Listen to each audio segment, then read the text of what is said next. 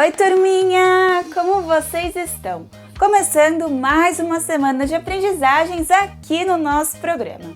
Nessa semana, vamos conhecer sobre algumas mulheres que fizeram história na área da saúde. Elas superaram obstáculos e se destacaram com grandes contribuições que fizeram a diferença para a humanidade. Muitas se empenharam em desenvolver diversos medicamentos, vacinas, soros, seringa e tantas outras descobertas tão necessárias para o cuidado com a nossa saúde. E por falar em saúde, vocês estão se cuidando? Eu espero que sim. Isso é muito importante, viu, turminha? Então, bora aprender um pouco mais? O programa vai começar.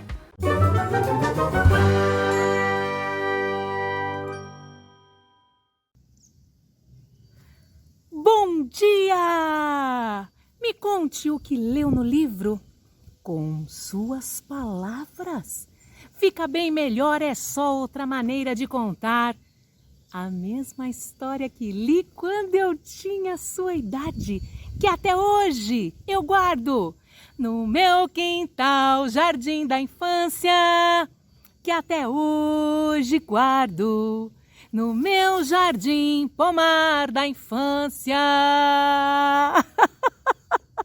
Que gostoso, gente! Mais um dia juntinhos para vivermos essa nossa experiência tão incrível ao pé do nosso pé de poesia, nesse movimento instigante, criativo, inteligente, gostoso demais, que é um movimento por uma escola literária. Que coisa boa, que presente da vida!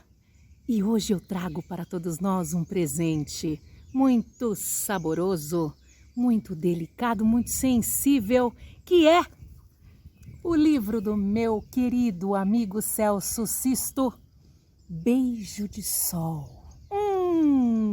Sintam, sintam. O sol hoje me beija, beija gostoso, e eu compartilho com vocês esse beijo gostoso do sol.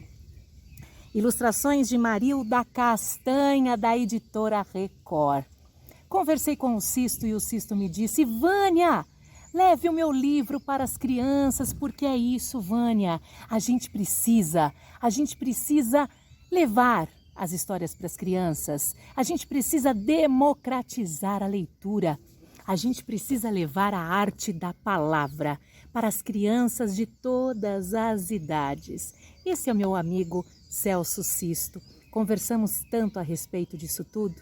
Ele é um homem tão inteligente, tão sensível, e ele me falou da importância da gente poder ler, narrar, sonhar, escrever muitas histórias. E para todos, sem distinção, sem preconceito nenhum. Todos têm direito à literatura. Todos têm direito de aprender a ler. Uma aprendizagem que vai além da alfabetização, crianças. Além de aprender a ler as letras, mas aprender a ler as palavras, dando sentido a elas. Conversando com essas palavras a partir da maneira como vocês enxergam o mundo, enxergam os outros e enxergam a si mesmos. Então, mergulhada nesse universo tão maravilhoso que é ler, pensar, escrever, desenhar, sentir o ser humano em muitos contextos, sentir a natureza, que delícia que é! Hoje sentindo, recebendo o beijo do sol. Vamos ouvir as palavras desta história? Vamos viajar nesta história que nos convida a pensar e a ver o mundo com olhos mais poéticos. Vamos lá? Quando o dia amanhecia, Cecília já tinha beijado o sol. Depois, quando ouvia o primeiro passo dentro de casa, corria para contar: Mãe, hoje foi um beijo de jabuticaba! E lá ia ela, perfumada de fruta, se esconder atrás dos cadernos da escola. Na aula de artes, desenhava bolinhas roxas, pedindo para os amigos adivinharem. É um lenço de bolinhas? Não, não. É um menino com sarampo? Não, claro que não. É o chão da lua? É óbvio que não é. E escondia o desenho de cara emburrada, porque ninguém tinha conseguido entrar no seu sonho.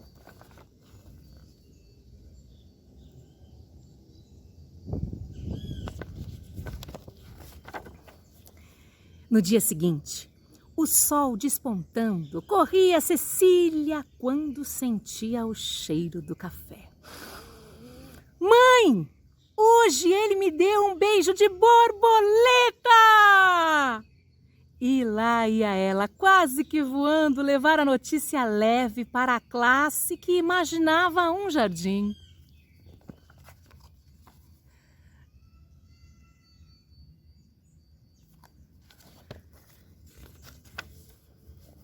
Na aula de ginástica, a brincadeira era de mímica e o tema era bichos. Apareceu um pilombo de 2 cabeças, um esturquino com 4 rabos, um pomerangue com garras afiadas, um tuledante com 59 dentes, mas ninguém conseguiu ver a borboleta de Cecília. E a volta para casa nesse dia foi um arrastar de asas, como se voar pintado não fosse mais possível.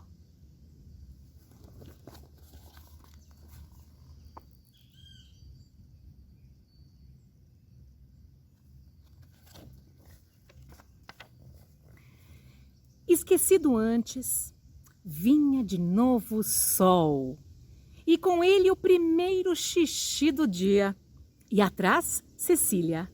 Mãe, hoje ele me beijou salgado! E lá ia ela, enfeitada de mar, construir castelos de areia por entre as contas de diminuir e de somar. Na aula de matemática, ninguém conseguia acertar a conta de Cecília. Muitas conchas, mais muitos grãos de areia, mais muitas estrelas de 5 pontas, era sempre igual a um conjunto vazio, diziam eles. E o resultado final era voltar para casa sem ter ganhado nota boa. Um dia, o sol não veio. E ao correr a primeira água na torneira apareceu Cecília.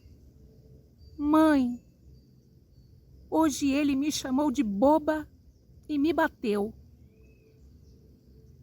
Foi um custo ir para a escola e a mãe arrastando pela rua um saco de pedras para não deixar afundar o navio sem âncora. Na hora do conto, não se ouviu a voz de Cecília. Mesmo sendo naquele dia a história da moça guerreira que ficava gostando da lua. Alguém sentiu sua falta. Procuraram em todos os lugares que sabiam que Cecília gostava de brincar de estar. Dentro do baú de sonhos, embaixo das mesas navios, atrás da porta do castelo, da sala de aula. Nada. Não precisavam ter ido tão longe. Em cima da mesa, no livro aberto, na página 23, lá estava Cecília, subindo num raio dourado de sol para ser sempre ou isto ou aquilo. Lá vai Cecília num raio de sol, subindo, subindo, subindo. Assim como estamos fazendo, nesse movimento por uma escola literária, subindo nos raios de sol, para sentirmos juntos o beijo do sol e juntos voarmos nas asas da nossa imaginação para sermos ainda mais felizes, mais inteligentes, mais sensíveis e mais poéticos. Um beijo iluminado para todos vocês. A gente se vê!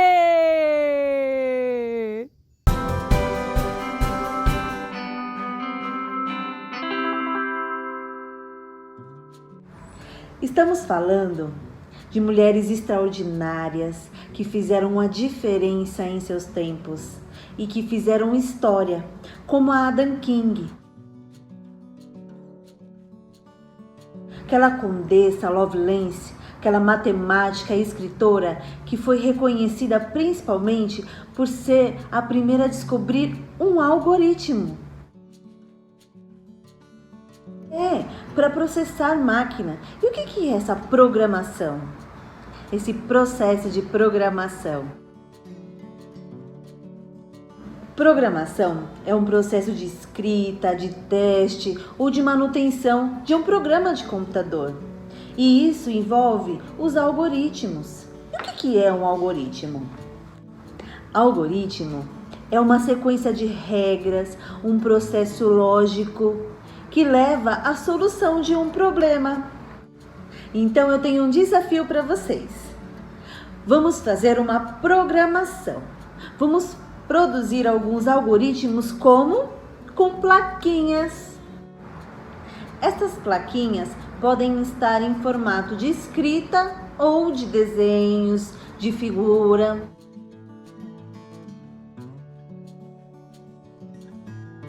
E aí, o desafio é criar um percurso com plaquinhas. Nós vamos colocar as regrinhas e construir uns algoritmos para a gente brincar juntos, tá?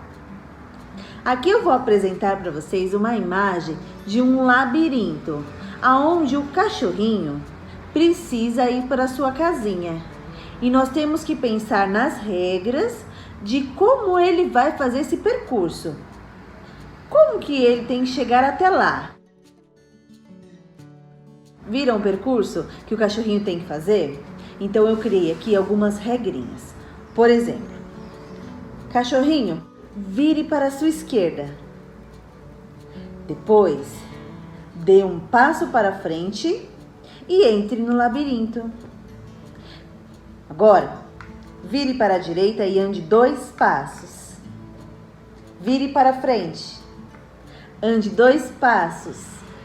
E assim, sucessivamente. Assim a gente vai indicando qual que é a regra, qual que é o próximo passo que ele tem que fazer para chegar ao seu destino. Então, tem o ponto de partida e o ponto final. A gente pode brincar também na nossa casa, com nosso irmão, com quem estiver em casa. Por exemplo, você está em um lugar da casa e você pode brincar que o seu irmão é um robô. E você tem que fazer com que esse robô vá ao encontro de uma geladeira, por exemplo. Robô, ande 4 passos. Vire 80 graus para a direita.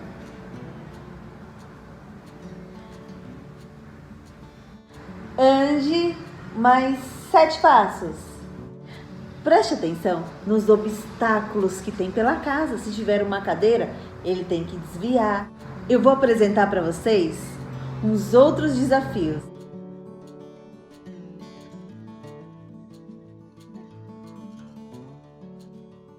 Eu vou convidar uma pessoa para brincar disso comigo. Vejam só. Espero que gostem. Vamos para a parte prática agora? Eu serei o robô e a minha amiga Paula vai me dar os comandos. O meu objetivo é chegar até o computador. Serei programada. Robô Beth, levante. Vire para a esquerda 90 graus. Dê 2 passos à frente. Xiii, não foi o suficiente. Dê mais 4 passos à frente. Vire para a direita 90 graus. Dê 2 passos à frente. Vire para a direita 90 graus. Dê mais um passo à frente. Sente na cadeira e realize a sua tarefa.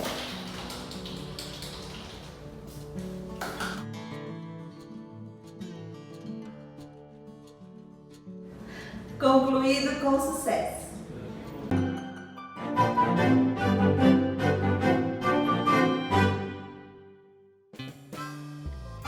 Olá, crianças, tudo bem? Eu sou a professora Camila Marques e hoje a nossa atividade é Colorindo a Flor.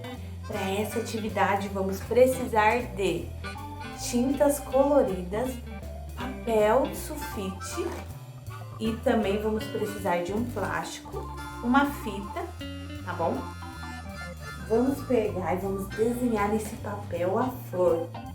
E em cada detalhe vamos colocar uma tinta de uma cor para ficar bem coloridinha. Em seguida vamos colocar esse desenho dentro do plástico. Só colocar. Passando a fita aqui atrás, tá? E aí é só brincar. Ó, eu vou apertar e aí a tinta vai se espalhando e eu vou colorindo. Olha que legal! Essa atividade contribui para desenvolver a criatividade, explorando as cores e as suas sensações ao apertar a tinta no desenho. Olha que legal, como vai ficando colorido. Olha que legal. Essa é a nossa atividade. Divirtam-se em casa. Tchau!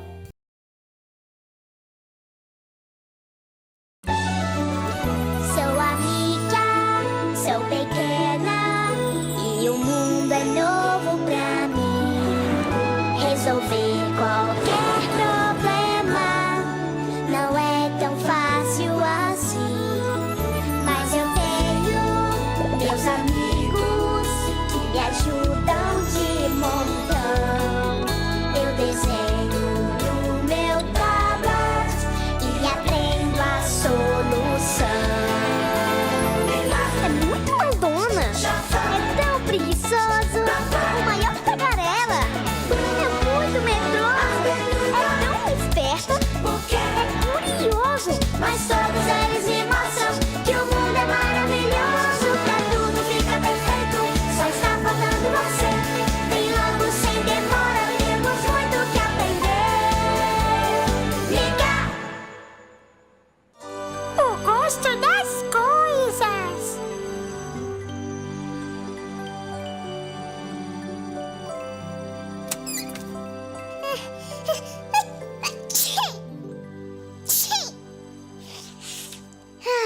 Você está bem, Mica? Ela está fazendo umas caretas engraçadas. Ai, o que será que a Mica tem? O que foi? Ai, Javô, você não está vendo a cara da Mica? O que você tem, Mica? Aposto que ela espirrou quando estava tomando leite e ele saiu pelo nariz. Ou então ela bateu com o nariz na porta. Ou vai ver ela... Deixa a Mica falar. Oh. Eu vou contar pra vocês. Hoje, quando eu acordei, a minha cabeça estava pesadona e o meu nariz não estava funcionando e eu não conseguia respirar direito. Então, a mamãe me chamou para tomar o café da manhã. Mas quando eu experimentei o meu cereal, ele não tinha gosto de nada. Aí eu dei uma mordida no bolo de chocolate que a mamãe fez. E ele também não tinha gosto nenhum. Eu falei para a mamãe que o café da manhã estava com defeito, mas ela disse que era eu que não estava sentindo o gosto das coisas, porque eu estava resfriada e o meu nariz estava entupido. Não entendi o que o nariz tem a ver com o gosto da boca. Boa ideia, abelhuda! Agora, a gente pode olhar a minha boca para descobrir por que o nariz com defeito não deixa a gente sentir o gosto da comida. Abelhuda, cadê você? Ufa, assim está bem melhor. É mesmo! O chão daqui é macio e quentinho. E molhado também. É a minha língua! E aquele buraco ali é do meu dentinho que quebrou quando eu caí do balanço.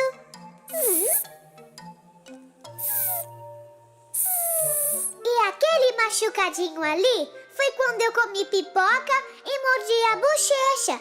Doeu muito, sabia? Hã? Abelhuda! Abelhuda! Que susto! Onde você estava? Você estava seguindo um cheirinho de chocolate? Deve ser do bolo que eu comi, mas não estou sentindo nada.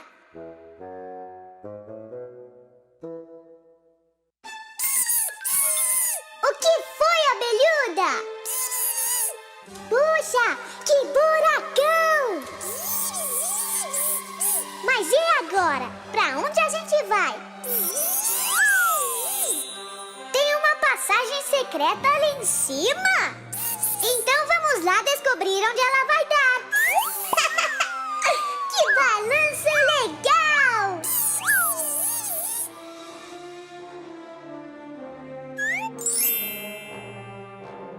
Que salão grandão! Vem ver, abelhuda! Acho que a gente está no meu nariz! Abelhuda, estou sentindo cheiro de chocolate! E também o gosto do bolo da mamãe!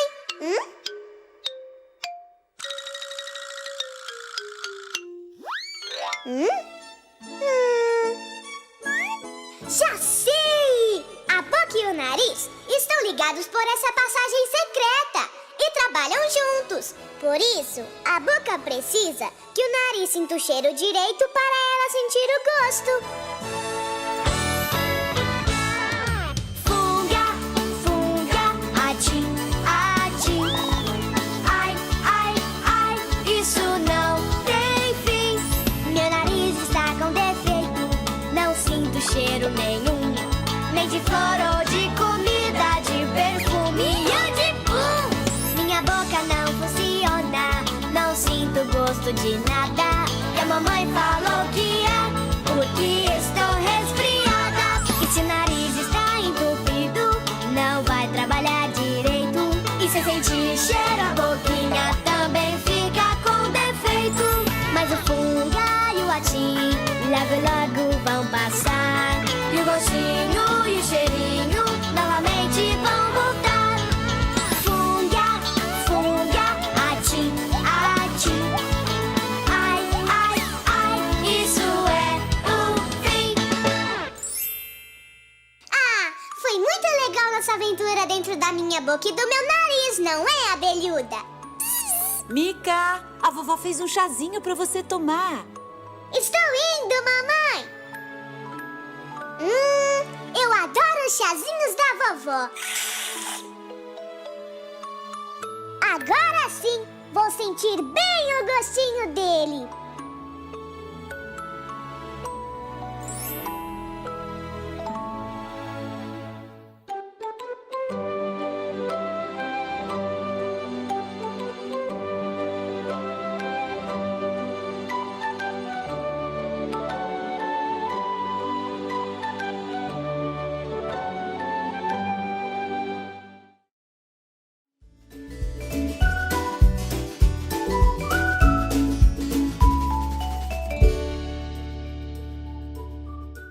Oi galera, tudo bem com vocês?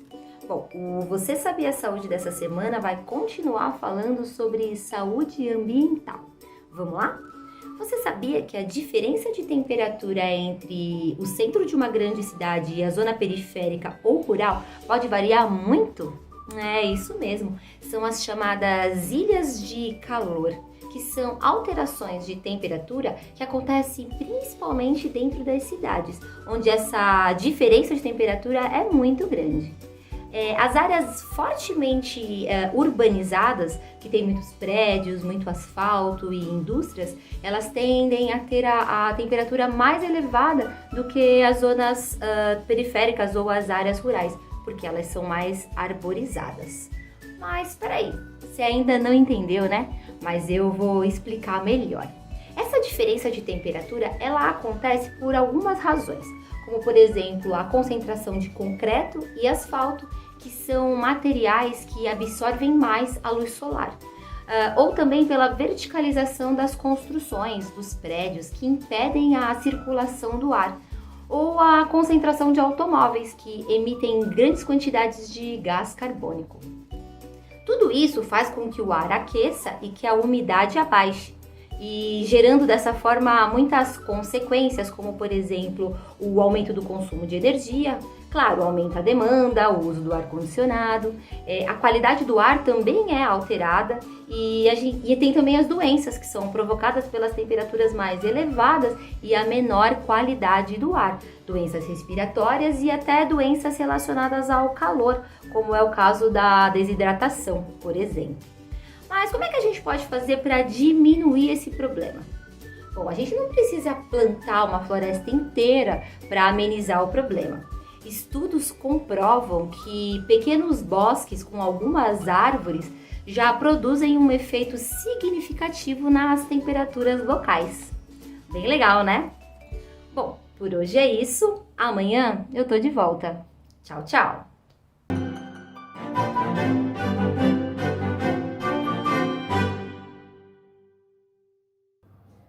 Olá, turminha! Tudo bem com vocês? Aqui é a professora Rosângela. Hoje eu vim aqui cantar uma musiquinha para vocês muito legal. Sabe de quem eu vim cantar? A música da Cuca. Vocês conhecem? Não? Pois eu vou ensinar para vocês, tá bom? Vamos cantar? O meu cabelo é amarelo, minha voz horripilante. Faço poções na minha caverna, malvada, amo assustar crianças. Faço poções na minha caverna, minha voz horripilante. Eu sou a Cuca, haha, eu sou a Cuca, haha, eu sou a Cuca, haha, eu sou a Cuca, haha. O meu cabelo é amarelo, minha voz horripilante. Faço poções na minha caverna, malvada, amo assustar crianças. Faço poções na minha caverna, minha cabeça é gigante. Eu sou a Cuca, haha, eu sou a Cuca, haha, eu sou a Cuca, haha, eu sou a Cuca, haha. Vocês gostaram da musiquinha? Eu espero que sim. E cantam aí em casa, tá bom? Um beijão, fiquem com Deus.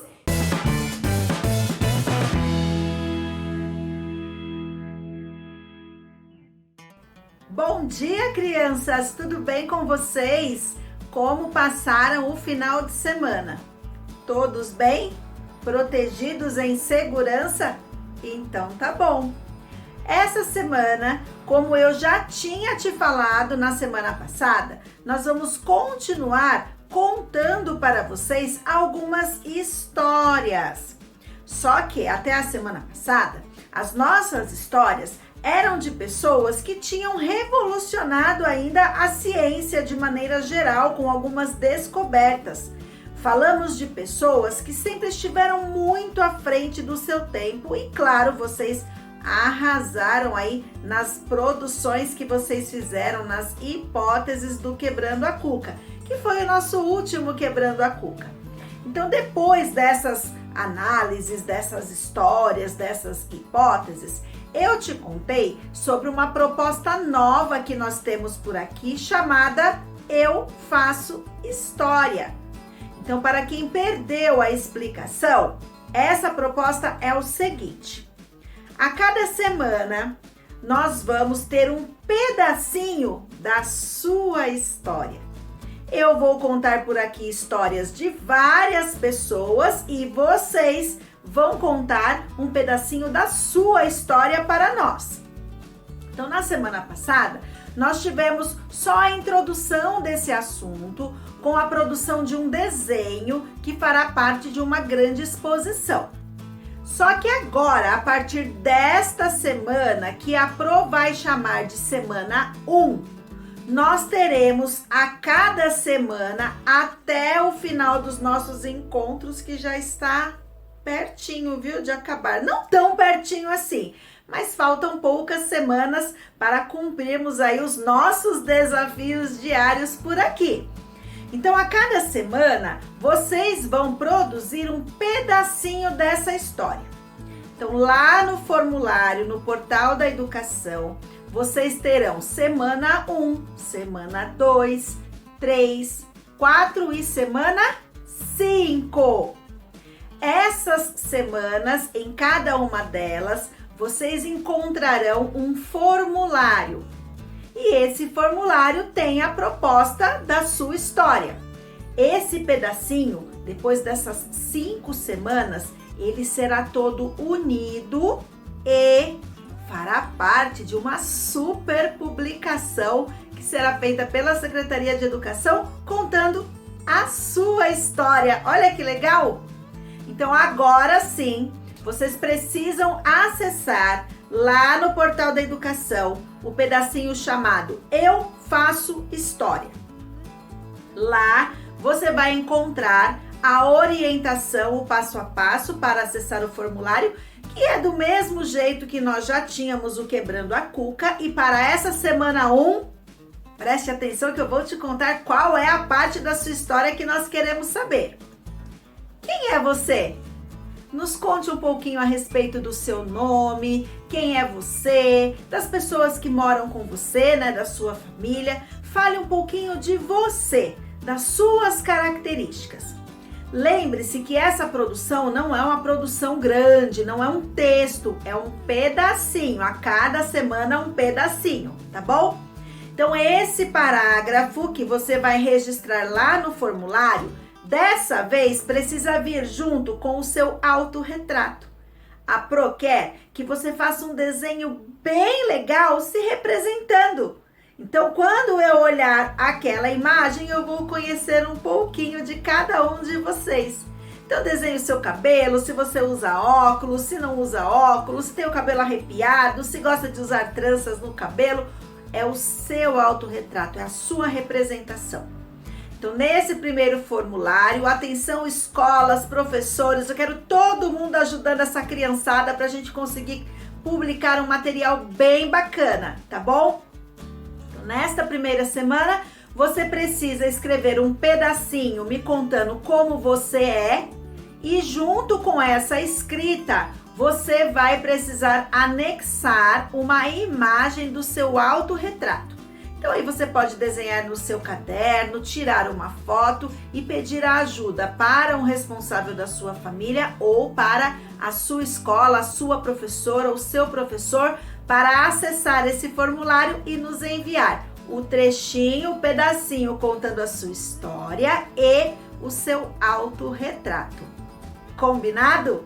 Então vamos lá, eu quero um livro bem grandão com muitos pedacinhos de histórias lindas que eu tenho certeza que vocês têm por aí para nos contar. Pronto, explicações todas devidamente dadas. Vamos agora anotar o tema de hoje, a data e descobrir de quem será a história que nós vamos contar hoje. Você já ouviu falar na sigla OMS? Sabe o que ela significa? Então, para quem não sabe, estamos falando da Organização Mundial da Saúde. Uma organização, como o próprio nome já diz, composta aí por muitas pessoas que zelam pela saúde da população mundial. Então, são muitos projetos, muitas propostas, muitas coisas que são faladas, levando o símbolo da Organização Mundial da Saúde para garantir que as pessoas tenham saúde. Você lembra que eu te contei já nas semanas anteriores que saúde, ela está relacionada a um bem-estar físico, mas também emocional. Então, é um equilíbrio completo de tudo aquilo que nós temos no nosso corpo. E a Organização Mundial da Saúde, ela exatamente cuida para que tudo isso esteja em harmonia, em equilíbrio. Então, você já deve ter visto algumas observações, alguns alertas da Organização Mundial da Saúde. Olha essa imagem que eu vou te mostrar. Então, neste caso, existe um alerta na embalagem, no rótulo deste produto, dizendo que ele faz mal para a saúde. Então, é um rótulo que a Organização Mundial da Saúde e todas as outras instituições parceiras colocam, combinam, organizam e alertam as pessoas. E aí, se mesmo com todos esses alertas, a pessoa optar por consumir esse produto, a responsabilidade pela saúde, ela passa a ser individual. Mas eu também preciso me preocupar com os impactos e com os agravos que isso pode provocar para a saúde coletiva. Agora, por que eu estou falando da Organização Mundial da Saúde? Porque eu tenho o nome de uma pessoa aqui para te contar a história dela. Olha só, nós estamos falando a cada dia de uma história diferente, alguém que criou, brigou, defendeu algo muito diferente. Então, hoje eu quero falar para vocês de Zilda Arnes Neumann. Sabe quem ela é? Então, olha só. Ela é fundadora e coordenadora da Pastoral da Criança. Zilda ajudou a criar um movimento que reduziu drasticamente a mortalidade infantil no Brasil. Olha que legal! Pediatra de formação, então ela era médica pediatra, foi uma das profissionais que ajudou a propagar o uso do soro caseiro no nosso país. A solução simples, formada por água, açúcar e sal, conseguiu ajudar a salvar muitas vidas. Então, por que essa redução no número aí da mortalidade infantil? Porque muitas crianças, infelizmente, elas morrem por um estado de desnutrição e desidratação.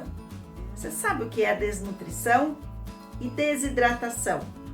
Então, espera um pouquinho que essas duas palavras farão parte das nossas investigações do desafio do dia. Agora, além disso, eu gostaria de perguntar para vocês se vocês conhecem o soro caseiro, se precisarem preparar o soro caseiro em casa, se sabem direitinho quais são as medidas necessárias aí para essa preparação. Sabem ou não? Então presta atenção no que a Pro vai te explicar. Para preparar o soro caseiro, você deve pegar 1 litro de água e nesse 1 litro de água misturar 2 colheres de sopa de açúcar. Eu já te mostrei qual é essa colher de sopa. Lembra qual é? E misturar também 1 colher de chá de sal. Mistura tudo isso em 1 litro de água. E aí faz a ingestão do soro caseiro ao longo de um dia, lembrando da importância de consumir de 2,5 litros a 3 litros de água por dia para hidratar bem o seu organismo, para que as suas células possam funcionar corretamente. Então, a simples medida aí de conseguir colocar o soro caseiro para hidratar essas crianças, né, para combater uma série de outros prejuízos que essas crianças tinham, ela contribuiu, na verdade, né, para reduzir o número de casos de crianças que morriam ainda pequenas. Olha só que legal. Então, agora que você conheceu um pouquinho dessa história, eu já vou propor o meu desafio para vocês. Na primeira parte, eu quero que vocês investiguem o significado da palavra desnutrição e desidratação. Presta atenção. Desnutrição e desidratação. O que significa? Os menores podem perguntar para os maiores que convivem com vocês. Se ainda não conseguirem fazer o registro disso no caderno, pergunte para as pessoas o que é isso e por que faz tão mal para as crianças. A segunda parte da nossa proposta é preparar uma dose do soro caseiro aí na sua casa. Já teste essa receita, que ela é muito útil em várias situações, e convide as pessoas para preparar junto com vocês, tá bom? E por fim, eu tenho um desafio matemático. Eu te expliquei aqui como você faz uma dose, né? Na verdade, 1 litro de soro caseiro. Eu gostaria de saber, se você precisasse produzir isso para 5 crianças, quais seriam as medidas que você usaria? Qual seria a quantidade de água, de açúcar e de sal para preparar a receita do soro caseiro? Então, essa é a síntese do nosso desafio. Na primeira parte, preparar um pouquinho aí do soro caseiro, mas, além disso, investigar, sabe o quê? O significado das palavras desidratação e desnutrição. Os menores, como eu disse, podem fazer esse registro, essa investigação do seu melhor jeito, não tem problema, tá bom? Então, fiz a investigação das palavras, fiz a dose do soro caseiro, como eu expliquei aqui no nosso encontro, que ela é feita, e aí passa para o desafio matemático. Então, no desafio matemático, eu quero que vocês pensem se essa dose precisasse ser consumida por 5 crianças, quais seriam as medidas? Quais seriam, né? As medidas necessárias para isso? De água, de açúcar e de sal. Amanhã temos mais uma história por aqui e a Pro vai ficar te esperando. Tchau, tchau!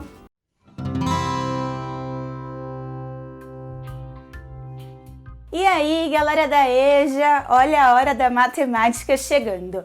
Peguem seus cadernos, anotem as explicações e vamos juntos aprender mais e mais. Ótima aula! Bem-vindos a mais uma hora da matemática. Na última aula, falamos que hoje teríamos um assunto novo, diferente. E assim vamos fazer. Para isso, nós vamos ler a seguir uma historinha. Num certo município, foi feita uma pesquisa na comunidade, envolvendo principalmente pais, alunos e professores, relativa à volta das aulas nas escolas.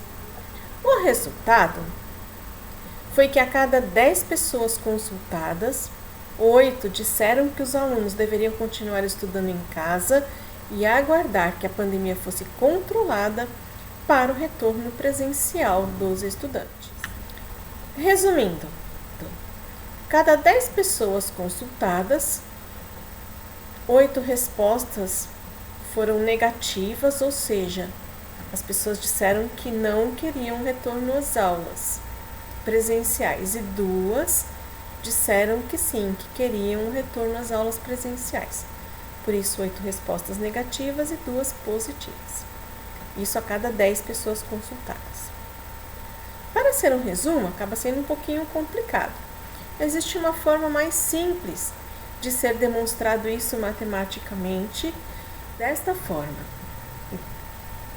O resumo dessa situação de uma forma diferente, onde, nesse número de baixo, nos 3 casos, a gente tem o número das pessoas consultadas e o número de respostas. Então, aqui nesse primeiro quadro, por exemplo, 10 pessoas consultadas, 10 respostas. Nesse segundo quadro, de 10 pessoas consultadas, 8 foram as que deram a resposta negativa. E neste terceiro quadro, de 10 pessoas consultadas, 2 foram as que deram respostas positivas. Esse tipo de representação que nós estamos vendo aqui nesses 3 quadros, ele recebe um nome. É um nome que muita gente, quando escuta falar, acha que é difícil. Mas é só o nome que é difícil. A situação em si, ela é bem fácil. Vamos ver? Fração. Esse é o caso. Ai, muita gente fica reclamando. Fração, isso é muito difícil. Gente, não tem nada difícil. Isso faz parte do nosso dia a dia.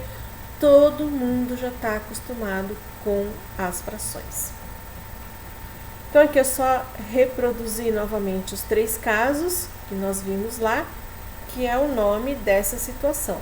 São 2 números e são divididos por uma barra, que é uma barra de divisão mesmo. Mas aqui nós temos, então, a indicação do número de pessoas consultadas e o número de respostas. Lembram-se? 10 pessoas consultadas, 10 respostas obtidas, mas as respostas foram diferentes. Então, aqui mostra das 10 pessoas consultadas, quais foram as pessoas que responderam negativamente, e aqui das 10 pessoas consultadas, quais responderam positivamente. Ou seja, não retornar às aulas e sim retornar às aulas neste momento. Vamos ver mais alguns casos em que se usa a fração no dia a dia? Então, vemos aqui uma pizza cortada em pedaços. Normalmente, a pizza vem cortada em quanto? Em 8 pedaços, não é isso? Isso daqui é uma fração. O que quer dizer? Aliás, tudo pode ser visto como fração também. Mas isso daqui o que significa? Cada pedaço desses da pizza é uma fração da pizza. Fração significa um pedaço de um todo.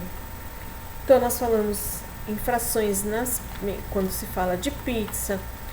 A gente fala, por exemplo, assim,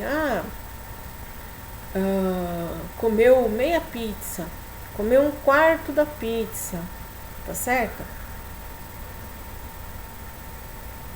Frutas, uma meia maçã, meia laranja, meia banana, um quarto da maçã.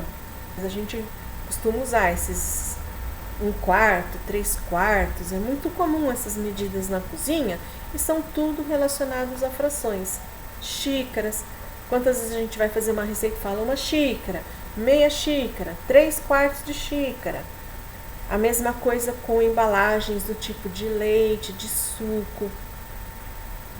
Falamos aí 1 litro, meio litro, 1/4 de litro.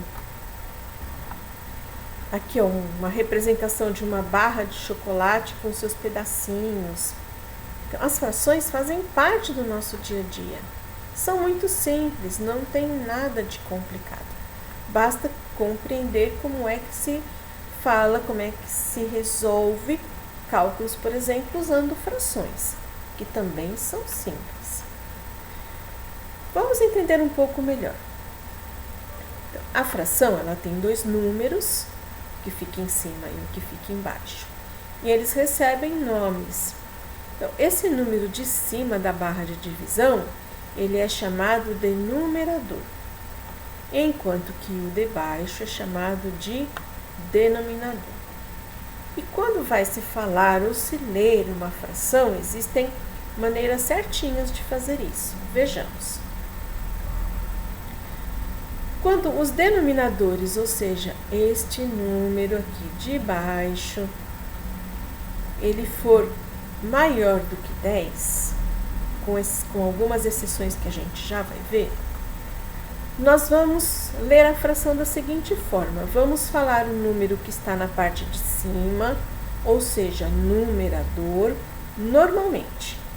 E a parte de baixo vai ser lida como o número que estiver embaixo mesmo, Porém, este número será seguido da palavra avos.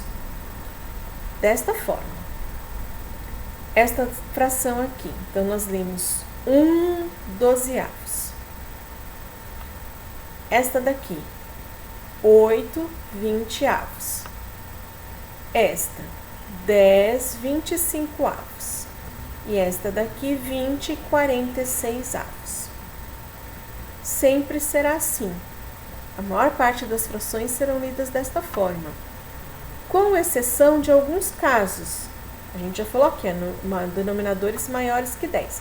Portanto, os menores que 10 não entram nesse caso. Vamos ver?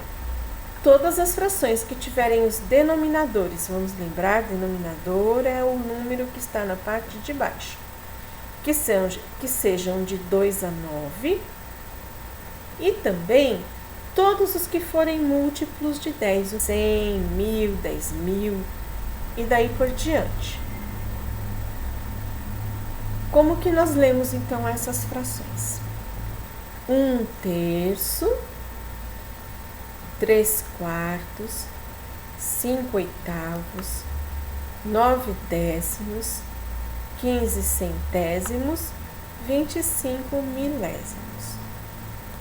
Aqui nós temos por completo como é que se lê.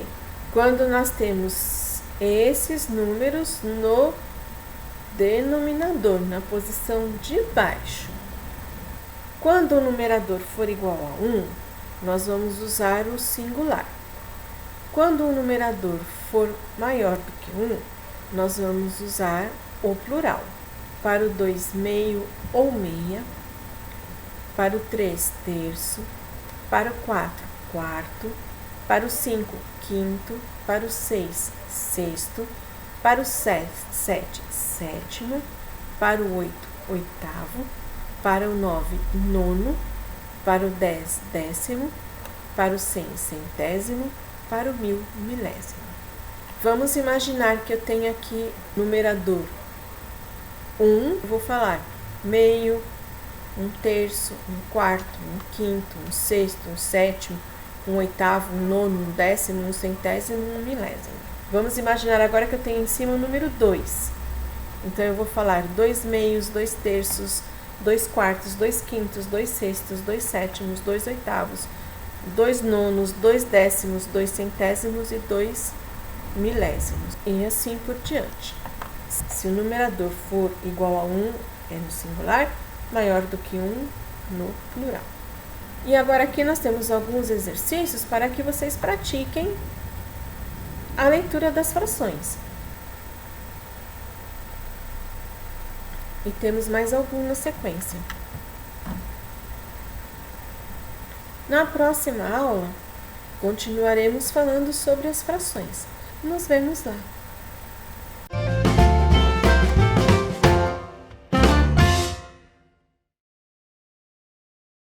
Olá, alunos, alunas, todos vocês, tudo bem? Hoje, no programa Libras em Casa, nós vamos conhecer um pouco sobre uma mulher. Uma história muito bonita. A história de uma mulher que contribuiu com a área da saúde. Bem interessante. Veja só.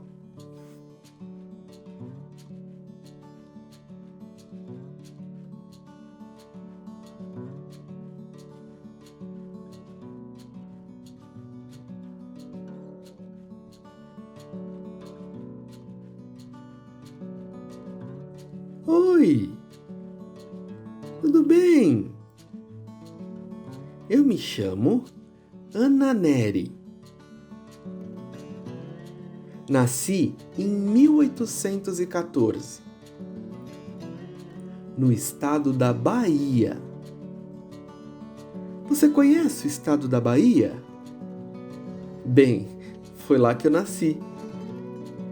Fui casada e tive 3 filhos homens. 3 meninos. Atuei como enfermeira voluntária nos locais de guerra.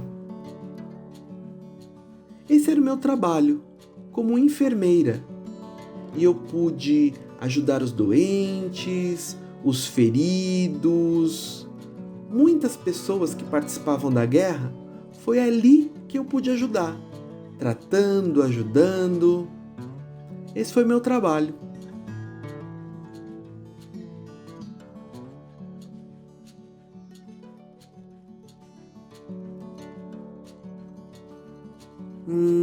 Dona Ana, me explica uma coisa.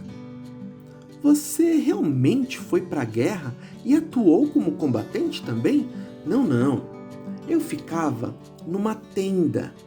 Parecia um hospital. Era como se fosse um hospital. E ali eu ajudava as pessoas que estavam nas camas, os doentes, os feridos. Traziam as pessoas até aquele lugar e eu cuidava de cada uma delas. Ah, tá. Então, por exemplo, um soldado que fosse ferido no campo de batalha, levavam ele até aquele lugar, deitavam ele na cama e você ajudava, tratava. Isso, tratava. Eu também separava as pessoas por grupos. Alguns deles tinham piolhos. Piolhos, sei. Tinha gente ali com piolho? Tinha gente ali com piolho. Eu tirava os piolhos. Precisava tirar. Esse era um grupo. O outro grupo é só de pessoas feridas mesmo, né? Ali eu tratava, enfaixava e tratava, entendi.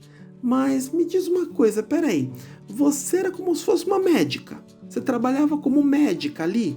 Era isso que você fazia? Não, médica não. Eu era enfermeira. Enfermeira. Ah, tá, enfermeira.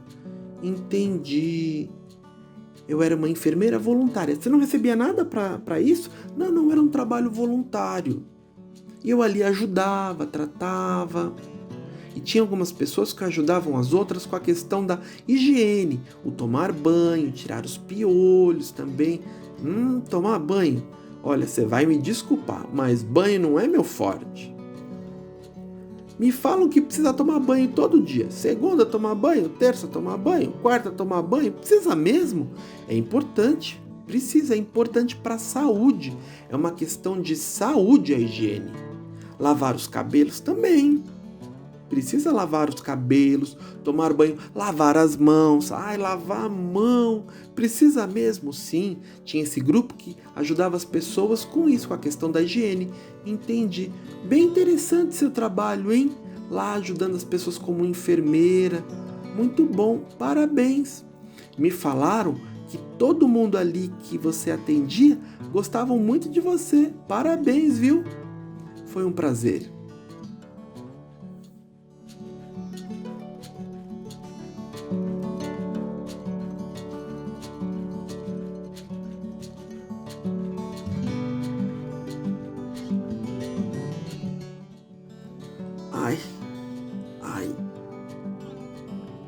Ai, meu braço.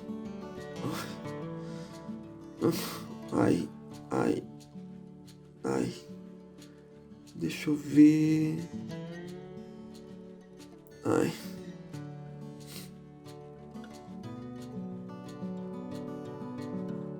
Deixa eu ver.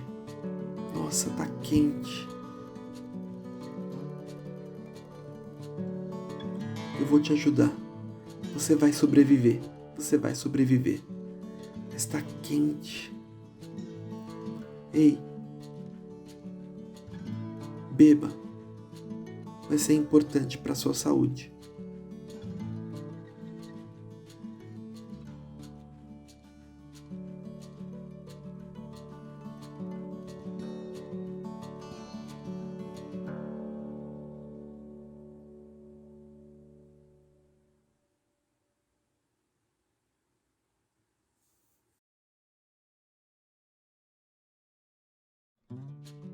Olá, tudo bem?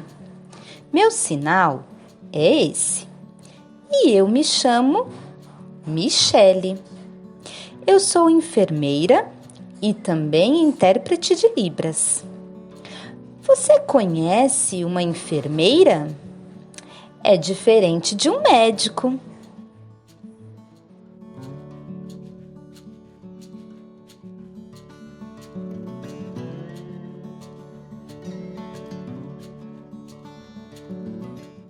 enfermeiro, ele tem muitas responsabilidades.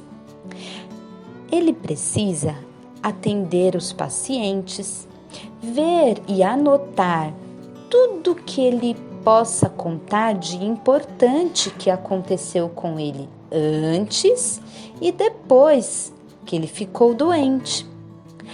O enfermeiro também é responsável por fazer exames, aplicar injeções, vacinas, remédios. Ele também faz curativos, organiza a ficha do paciente, anotando tudo que é importante. Por exemplo, anotando se o paciente tem febre, se a pressão está alta ou baixa, se o paciente se alimentou ou não, se a pessoa foi ao banheiro ou não. E ele também é uma das pessoas que ajuda o médico dentro de uma sala de cirurgia. O enfermeiro também é responsável por uma equipe. Ele não trabalha sozinho. Ele trabalha com a equipe de enfermagem, que são os auxiliares e técnicos, que ajudam o enfermeiro em todas essas atividades que eu expliquei.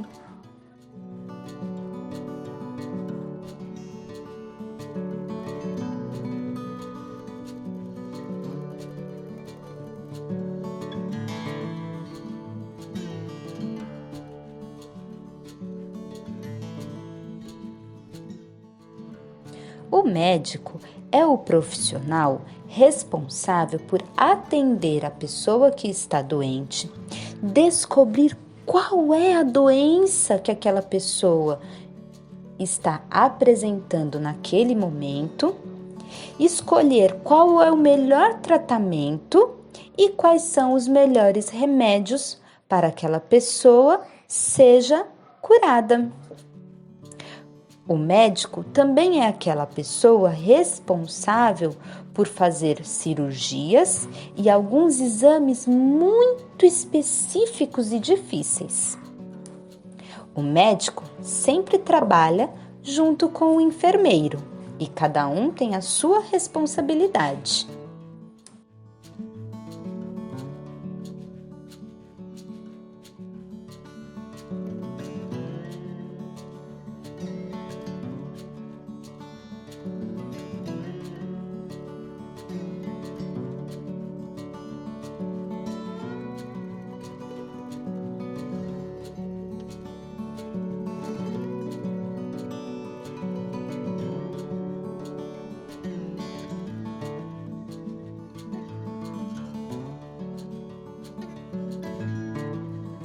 Você sabe quais são os principais instrumentos de trabalho de um médico e de um enfermeiro? Então eu vou mostrar para você. O primeiro é o termômetro. Este aqui, você conhece?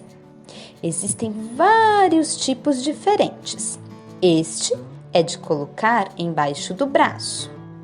Mas também existem aqueles de aproximação na testa, no pulso e no ouvido. Com ele, a gente fica sabendo se a pessoa está com febre ou não. Outro aparelho muito importante é o estetoscópio, que serve para verificar a pressão, se a pessoa está com pressão alta ou pressão baixa. E este é o material que a gente utiliza. Este para ouvir o coração, as batidas do coração. E este outro para medir o quanto está rápido, alto ou fraco, baixo, a pressão de cada pessoa.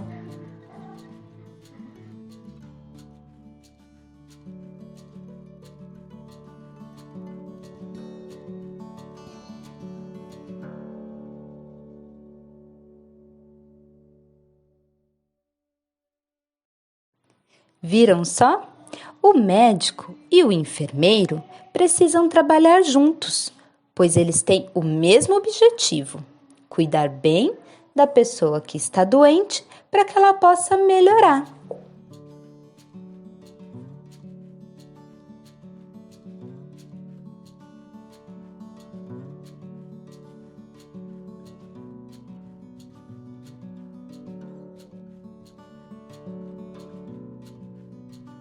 E aí, viu só?